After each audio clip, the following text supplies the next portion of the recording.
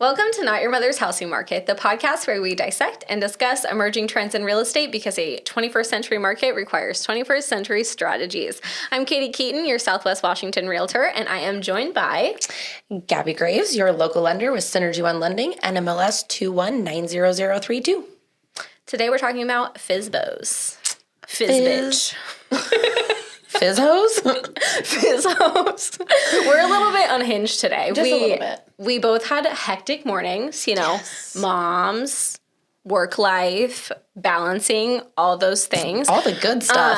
The meat and potatoes. Exactly. So we're a little unhinged today, but we were talking about it as we were getting ready to roll the podcast, and we've decided that we are Professionally unhinged. professionally unhinged. Honestly, I love it. It's my new tagline in life. And we're like, you don't have to worry about us being professional in your transaction because we're always so will be professional in our transactions that once we get to the podcast, all of our unhingedness comes out here.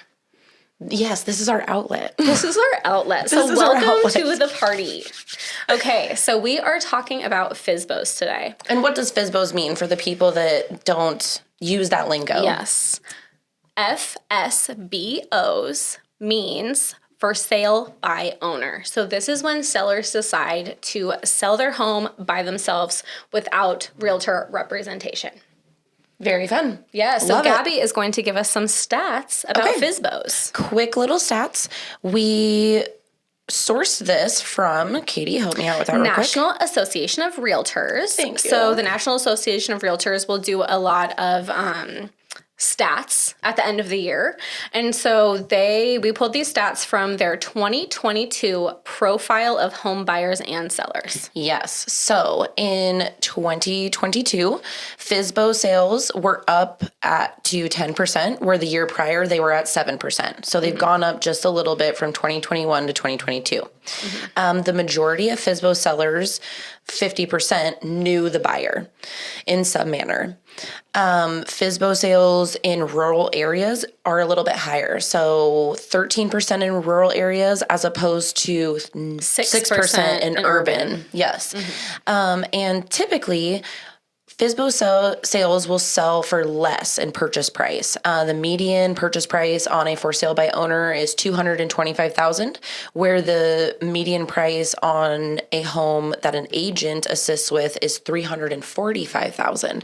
So significantly lower. Yeah. That could be due to a few things. Like we said, 50% of for sale by owners know the buyer in some manner. So it could be, some of that could be due to a little bit of a sweetheart deal, but some of that also could be due to maybe some pitfalls that people find in the FSBO process. Yes. So like she was saying, out of all the people that sold their homes in 2022, 10% of those people did it without a realtor on the seller's side. Yes, which is up 3% from 2021. So we are going to dig into those people, get into the psyches of the FSBOs.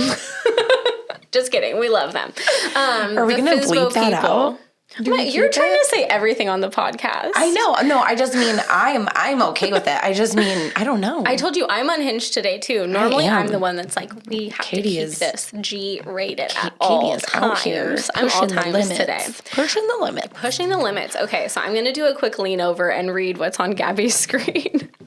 Okay, so why do people want to sell their home by themselves? What are the reasons that people give? And we are going to grab these stats again from the National Association of Realtors, and this is their oh no, that was a lie. This is from listwithclever.com. Yeah, so clever.com is giving us 26 FSBO versus realtor facts. Okay. An article written by Michelle Warford. Thanks, Michelle Warford. And this came out this year, so these are up-to-date statistics for us. Perfect. Okay, so what were the reasons that people gave for wanting to do a for sale by owner?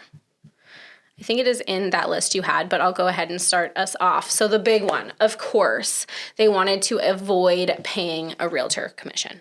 Yes, that is what you hear most often. People want to figure out how they can maximize their net proceeds from the sale, and they think the best way to do that is to not pay commissions to an agent. As we did hear earlier, a lot of times the median sales price for the FSBO is a lot lower than if you were to sell it yourself. So it's kind of like weighing the pros and cons. Save a little bit of money here, but then maybe not make as much money on this side. So right, and there's other factors that play in too that have nothing to do with money. So yes, we'll get into that as well. A big thing. So these were actually, some of the next few all relate to the same thing. They either sold to a family member, a friend, or a neighbor, or they were approached by an interested buyer. So in both cases, it was like they didn't need a realtor to find them a buyer. They already had their buyer, which makes sense. Right, exactly. Something real quick to touch on. So when you know the buyer, it can sometimes be considered a related party transaction. And so those you need to be careful with because it can change your lending requirements. For instance, related party transactions are also known as non-arm's length transactions. In lending, sometimes they're referred to as identity of interest, which is a fun little phrase I learned today. That's not something I commonly use. We normally use the phrase non-arm's length, but identity of interest is where we define how are they related? So immediate family, mom, dad, grandparents, aunts, uncles, employer, those would all be non-arm's length. Cousins don't count. So kissing cousins are good to go. Unhinged.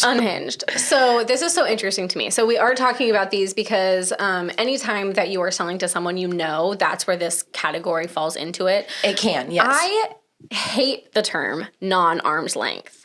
It's weird. So, and honestly, we're going to get into why lenders might care if you know the buyer. But let me just tell you a little funny story about a purchase that I had last year. So we got a screaming deal on a home in Lexington for one of my buyers. The agent was from Vancouver, so maybe the home was not priced appropriately. Because Lexington's very desirable. Yes. So wasn't quite priced appropriately. The agent had only listed it on the MLS that the Vancouver agents list homes on. They did not list it on the MLS up here in the Cowlitz County area. Oh. And the pictures so a lot were of people terrible. Weren't seeing it. And the pictures were terrible. Oh, so it was a gem. It was a gem. It was a diamond in the rough. And I took my clients out there. Shout out to them. They had a little girl, and one of the buyers was pregnant, so they were excited to start their family. That's so fun. Yes. Anyway, so we look at this house, and we're like, oh my gosh, why is it so cheap compared to everything else? From the pictures, it looked like it smelled. You know what I'm talking about? Right. Like in the pictures, it looked like it smelled bad. It had a lot of carpet. It was like very decorated, like 90s-ish. Nobody lived there. It was vacant. And so I was expecting to go in there and be like, oh, dear Lord, like no wonder this house isn't selling. You know what I mean? Right. It needs a thorough cleaning and a lot of updating. Which it needed a cleaning, but not that bad. It didn't even smell bad. Yeah. So we walked in and we're like, oh my gosh, this is it. Like, woohoo. We even got the sellers to pay our closing costs, I think. Snap. And this was last year? This was last year. And I should text them. Anyway, and so we got under contract. It was great, yada, yada. We didn't even ask for anything on the home inspection, I don't think. Oh, wow. And then I was in Disney World. So I'm over in Disney World, and the lender calls me because they had gotten the appraisal back, and it appraised for so much more than we got it for. Because it was a great deal. And so they're like, okay, is this a non-arm's length transaction? And like, I don't understand what that means because I'm like, okay, I would think like arm's length, like, oh yes, I can grab you because I'm so closely related to you that I can just reach my arm out and touch you. Katie's like, yes, it is. I said yes. It is. I was like, no. What did I say? He said, is this an arm's length transaction? Or however he answered it. I responded in the wrong manner. Yes. I honestly can't get it to calculate in my brain. I feel like it's a double negative. So the non-arm's length means you know them. Right. So I said, yeah, it's not an arm's length because I thought arm's length meant you did know them. Whatever. Anyway, okay, guys, this is very confusing. That's how I felt. I love it. It's a double negative. I still don't understand it. But anyway, I messed up everything because I'm in Disney and I'm just like, yeah, no, it's whatever you just said it was. And then everyone calls me freaking out because they're like, how do the buyer and the seller know each other? And I'm like, they don't know each other. What are you talking about? I just told you it was a non-arm's length transaction. Right. And they're like, that's not what it is, and that's not what we want. Yes, exactly. So I caused this like huge storm of chaos because I'm like, oh yes, it's whatever you said it was. They couldn't reach out to the seller and touch them because they're so closely related. Well, no, it does seem like a double negative. So a non-arm's length transaction is a purchase transaction in which there's a relationship or business affiliation between the seller and the buyer. So like Katie was saying the arm's length means they're so far away from each other that there's not a relationship. And Katie thought the fact that there's a non in there, she's like, yeah, we're the non. Yeah, exactly. We're not the We're not the length. We're not the arm. We're the non-arm. Yeah, we're the non-arm. So it caused all this kerfuffle in this transaction. But then luckily, one of the people called me back and they're like, okay, no, like, how do they know each other? And I'm like, no, girl. They don't know each other. They don't know Why each would other. you think that? What does that have to do with arms? Yes. Is it arm day or leg day? Exactly. So yeah, it's very interesting. But that to say that Gabby asked me like, oh, so like, how does it being a non-arm's length transaction affect you on the real estate side? And I'm like, it doesn't. It doesn't so much that I don't even know what it means. So Gabby is going to explain to us what implication it could have when you are purchasing a home, whether you are doing it without an agent in a for sale by owner situation, or even if you have an agent, like, how can that impact the loan? Right. Yeah. So whether maybe the buyer is represented by an agent, but the seller isn't, whatever. Yeah. And sometimes it matters, sometimes it doesn't. So it depends what type of loan program the buyer is using. If the buyer is using a conventional loan or a VA loan, it doesn't make a difference in your financing. Mm-hmm. If the buyer's using an FHA loan, it could absolutely make a difference in the buyer's financing. And here's how. Mm-hmm. The best way I can do it is through an example. I feel like when I explain it with words, it gets a little mumbled up. Give us an example. Here's an example. Several episodes ago, we had John here. John's my boss, John Trussell. Shout out to JT. Mm-hmm. I was gone. Yes. Mm-hmm. So John is my boss for all intensive purposes. He is a branch manager of where I work. Mm-hmm. And so let's say that John wants to sell me a rental home he owns. And I'm using an FHA loan. Again, if I'm using VA or conventional, this doesn't apply. But if I'm using a FHA loan to go out and look at homes and purchase homes, and John says, hey, Gabby, I'll sell you my rental house. Since that is John's investment property, I would have to put down a 15% down payment to utilize an FHA loan if I did not already live in John's rental house for 6 months or longer. If I already was John's tenant for 6 months or longer, I could utilize the normal minimum down payment percentage for FHA, which is 3.5%. But if John maybe had a different tenant and then they moved out and the investment home is now vacant and he's going to sell it to me and I did not live there prior, I would have to put down a 15% down payment if I'm utilizing an FHA loan to buy the house. Mm-hmm. Now on the flip side, let's say that John decides that him and his family are going to move to Costa Rica. I don't know. Mm-hmm. And he is going to sell me his primary home. Then that restriction doesn't apply. Loans be weird. Loans be weird.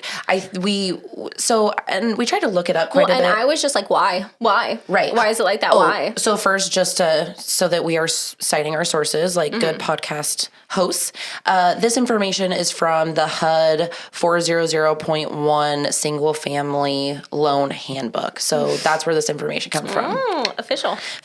So your question, why? Why does it matter? And mm-hmm. why does it matter for this one loan program and not another? Mm-hmm. Really, we think it comes down to risk.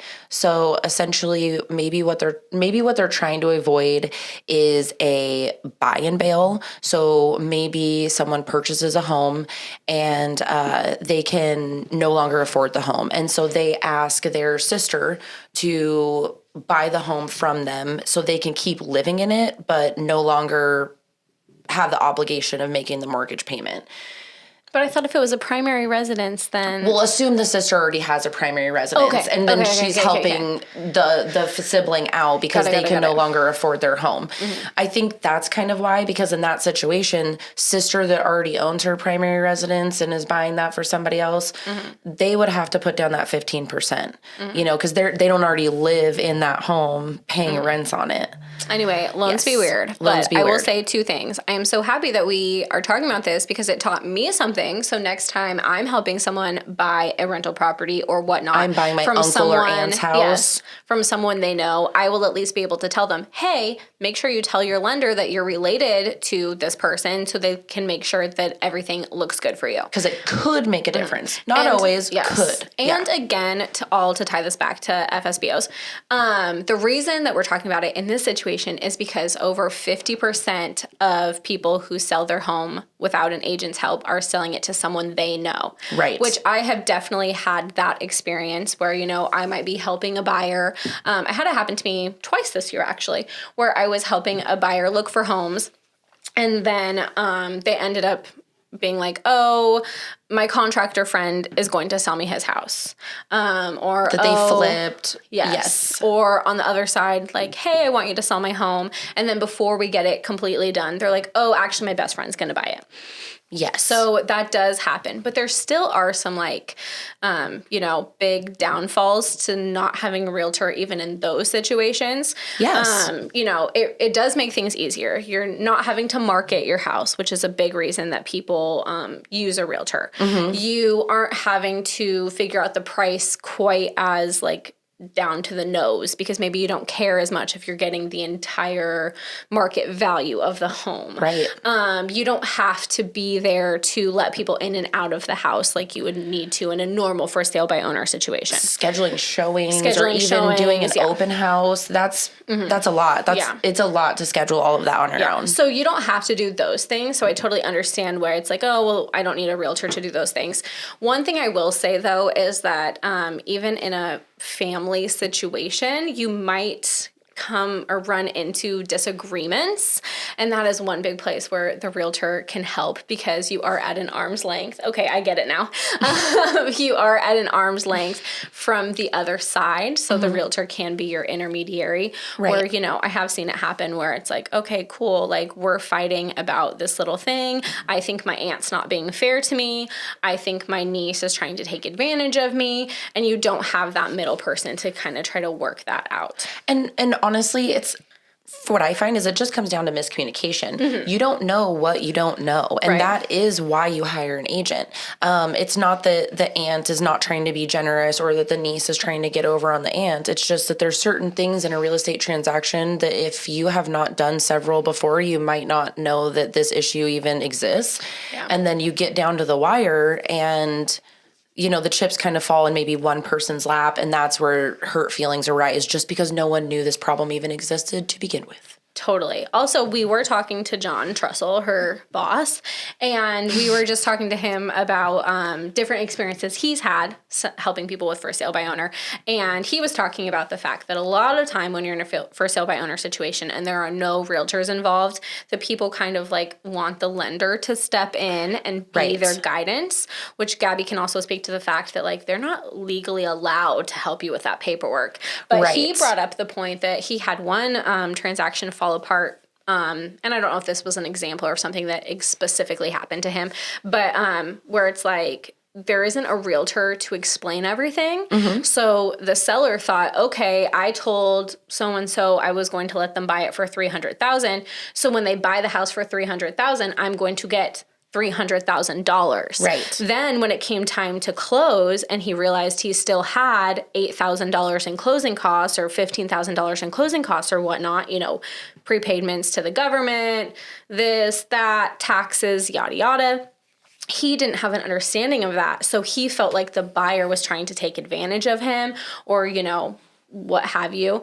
And the deal fell apart. Deals can fall apart over that because you don't have a full picture of what's happening, which can be very frightening. And more specifically, like I think in that case, what John was referring to is a buyer might say, I'm going to pay all my own closing costs. Well, there's closing costs for the buyer and the seller. Right. And so I think in that case, the seller was, yes, upset that they weren't getting the full $300,000. What they didn't realize is there's closing costs for the seller. You have to pay excise tax, different fees to the title company. And so the seller assumed all of their fees would be paid by the buyer, where the buyer felt as though they were doing their portion by paying all of their own closing and not asking the seller to pay any of their closing costs, because that's something that can happen too. Totally. Right. And so deals can fall apart in those situations. And like Katie was referencing, as a lender, I cannot help you fill out a purchase and sale agreement. I can advise you to maybe go find one online, and that, maybe let you know the purchase price needs to be there, the down payment amount needs to be there, it needs to be signed by both parties, you need to have an address for the home. But that's really about all I can tell you. The rest you guys need to figure out. It is not within my license to figure out negotiations about home inspection, any of those things, earnest money. And so I can't give you instructions on that. And, I don't want to be hands off and say, ooh, not my job. And I don't mean that in a rude way. It's like a legal thing. It is a legal thing. It's not within my license. And so I can really, if I give you bad advice, that could be a problem for me on my lending license. Yeah, totally. And that is one thing. Actually, in one of those situations where I said, my friend, I was helping them look for a house, and then they ended up buying one from their contractor. Actually, they did still pay me to do the paperwork. So it was a much more minimal fee, but I still kind of coordinated their paperwork for them. Right. And the buyers paid me. The sellers did not pay me. The buyers did pay me. But that is one thing, because, actually, we were talking about it, and technically the purchase and sale could be like on a napkin. Like, it really doesn't have to be that formal, but the reason why the contracts are so formal and are so in-depth is to legally protect you. Correct. So even the purchase and sales agreement, I believe, is 6 pages long, but on top of that, usually you're having different contingencies. You're going to be asking for an inspection. You're going to be asking for an appraisal. If the home has a septic or a well, as the buyer, you want to make sure that if something goes wrong with the septic or the well, you're covered. If you fill out that document wrong, you can be in serious trouble. And a lot of the verbiage is not, intuitive. Like, you're going to be like me, thinking non-arm's length means you can't grab somebody. Totally. So, and if, let's say that you write it on a napkin, just as super rudimentary, and maybe you do know the buyer, and so you think it's just not a big deal. Right. Well, towards the end of the process, title is going to come up and ask you a bunch of questions as well. How do you want this listed? How do you want the title to be held? Who's going to pay closing costs? When is the closing date? And you might have to fill out a bunch of addendums. So then you're writing more napkins, addendum napkins, Right.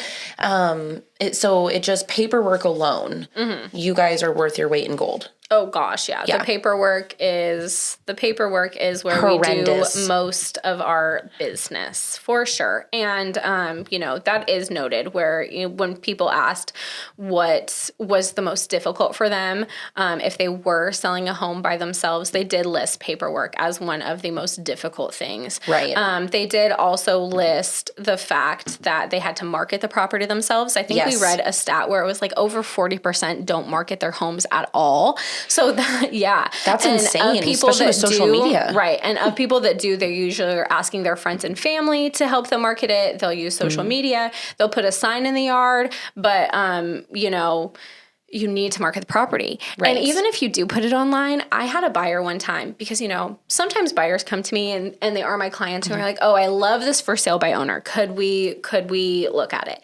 And I'm like, yes, great. Sure. We'll look at it. Kind of the first question I ask, and we'll get to this in a little bit, is like, hey, are you guys open to working with a realtor on the buyer side? Mm-hmm. So if they are, we're talking, and, can they say no?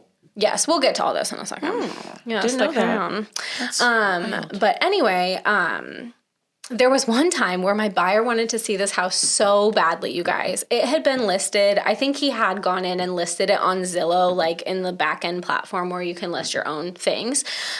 His phone number, nowhere to be found. Email address, nowhere to be found. Tracking down this man to try to reach out to his property was so difficult. Right. And it had been listed for like 2 months, and he had already done price reductions, and it was because you couldn't get a hold of him. Right. Meanwhile, people probably think, why is this house house not being sold? Is something wrong with it? Yes. Is this a scam? Like, my Yes. mind wanders there once in a Yes. while when I look at homes online, not even like homes for sale, but Yes. you get scam posts. Yeah. Just made up stuff that's not even a home that's for sale. Yeah. So I just thought, that was one where I was like, oh, dear Lord in heaven. So we did not end up buying that man's home. Right. But, realtors Because you couldn't get a hold of him. No, I'm just kidding. I couldn't get a hold of him. No, we did. I did eventually track him down. Thank you very much. I did my due diligence. I bet you did. I found him, but it didn't work out. It was priced too high, honestly, which is where we can talk about the fact that people are not great at pricing their own homes. Yes. You have way too much emotional connection when you're pricing your own home. Yes, so that makes that's sense. another huge thing where a realtor can step in and be like, guys, I know you love the backyard to this house, but it's actually like a mud pit and, is Problematic for other people or or whatever. Or a pool. A pool's a great example of that. You may love your pool and not everyone else does. That is true. That is so true. But yeah, so realtors definitely help with a lot more than just finding your buyer. Yes, absolutely. We have more value than just finding your buyer. So yeah. And in fact, negotiation issues. Can you touch on that? Because there's 2 points of negotiations in my book after you go under contract, and that is at home inspection and appraisal. Yes. And so on the appraisal end of things, which is what is more my wheelhouse, let's say the appraisal comes back low. As a lender, I cannot help you negotiate with the seller.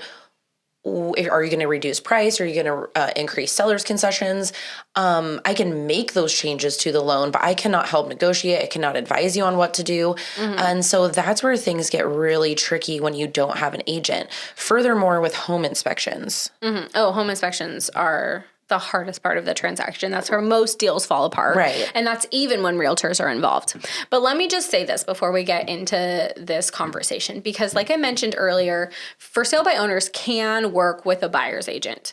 Okay. So we kind of split the for sale by owners into whether or not they this group knows their buyer, this group doesn't know their buyer. Okay. Well, now we're going to split the for sale by owner group into this group is allowing a buyer's agent, this group is not allowing a buyer's agent, because that's 2 very different things as well. Okay.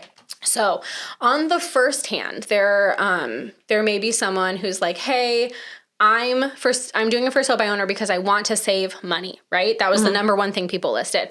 Well, they might be thinking, okay, I want to save all of the money, the entire commission that I would pay for the realtors, and then that's someone who wouldn't let any realtors be involved in all. Or they might say, I want to save at least half. So I don't want to pay my own realtor, but I will pay a buyer's agent. And if you're saying you won't pay a buyer's agent, you really are shrinking that pool substantially, because I think it's like 90-something% of home buyers use an agent. Right. Home buyers want to use an agent. And the vast majority of those buyers that use agents, the vast majority of them, the seller covers the closing costs. Yes. Very rarely ever does a buyer say, I will cover the commissions. I'm sorry, I said closing costs. What I meant to say was almost always of those 90%, the seller pays the buyer's commissions, the buyer's agent's commissions. Very rarely does a buyer say, I'll pay the commissions of my own agent. Yes. Yes. Most of the time. Oh my gosh, my phone's ringing somewhere. I can't find it. It's fine. Most of the time, the seller is paying both commissions. The commission for their own agent and the commission for the buyer's agent. And then when they're pricing the house, when someone's helping you price your house, you kind of price it with that in mind. So you're saying, okay, I know I'm probably going to be paying between 4.5%, 6.5%, somewhere in there. So you're pricing your house with that in mind. Right. Well, so for those people that are like, okay, I just want to save half, I'll still let my buyer use a buyer's agent. The reason they'll do that probably is because it really opens up the amount of buyers that they are able to have, because a lot of people that are buyers, they might even send me a house and say, hey, this is for sale by owner house. And I'm like, okay, great. I'll call them. I call the for sale by owner. I say, hey, are you willing to work with an agent? And some of them say no. And I'm like, okay. So I go back to my buyers and I say, hey, this person is not willing to work with an agent. So if you want to buy this house, you're on your own. And a lot of people don't want that. So Right. some people won't even go look at the house because they want representation. They want representation. Right. They want that representation. They want a professional to guide them through. So they're like, okay, yeah, whatever, we'll just move on. So for the ones who say, yeah, sure, I'll work with a buyer's agent, there's serious pros and cons. So I guess really, honestly, the only pro is you're saving a little bit of money. But most of the time, they're still paying you 2.5%, 3%. They might even be paying you more than the going rate if you were actually using an agent. You know, there are times that I only take 2.25%. And then sometimes I call a for sale by owner and they're like, yeah, I'll pay you 3%. I'm like, okay.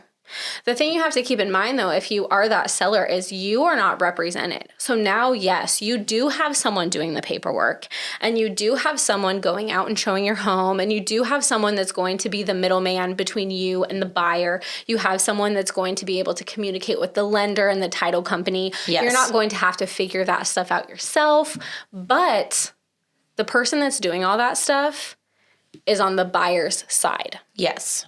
In my circumstances, you know, I'm never trying to take advantage of anybody ever. So the last time I did a transaction like that, you know, I'm always doing things fairly and I want to help as much as I can. I'm not someone who's going to be like, well, I'm not your agent, so you have to fill out all this paperwork yourself and I'm not even going to send it to you or you're going to have to fill it out, whatever.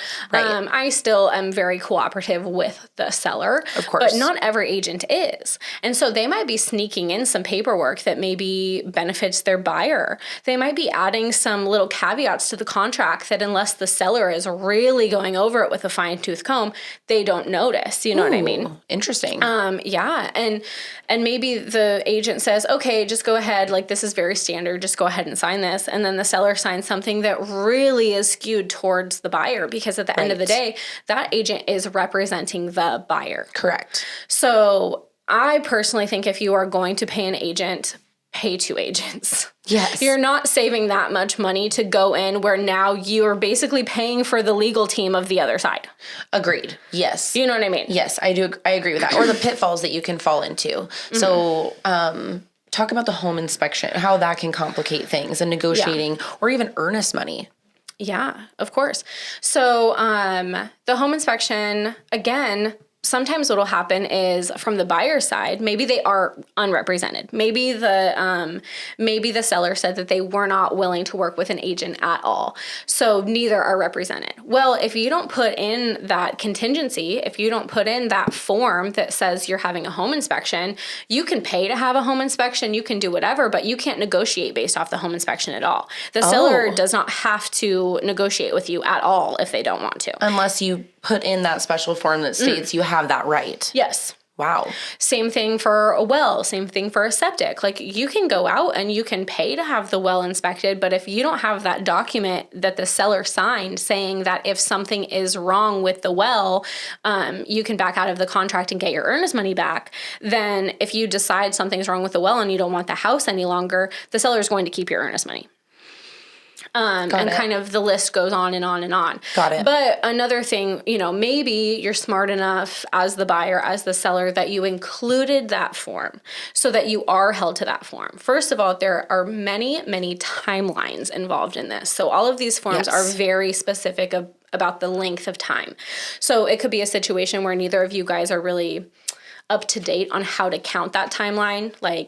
Sometimes you count it as business days. Sometimes you don't count it as business days. Sometimes Saturdays count, but Sundays don't count. Well, no. Does it start on that day or the next day? Exactly. It's like that in lending. The day you sign is day 0. So you're counting from the next day, but you can't end on a weekend, yada, yada, yada. There's a lot of stuff. So you might accidentally find yourself outside of that window. And then if the seller knows that and you don't, you're out of luck. Right. But even let's say that you do have the inspection and you have the document that says you can negotiate that and you're aware of the timelines. Even in that situation, a gigantic part of having realtors is so that you are not emotionally interacting with the other side of the transaction. There is a lot of emotions that go on in a real estate transaction. Yes. And, you know, as a realtor, we kind of always are trying to keep the buyer and the seller as far away from each other as we possibly can until the deal closes, just because you might not like each other. You might say something about the house that sounds kind of bad, and then the buyer decides to back out.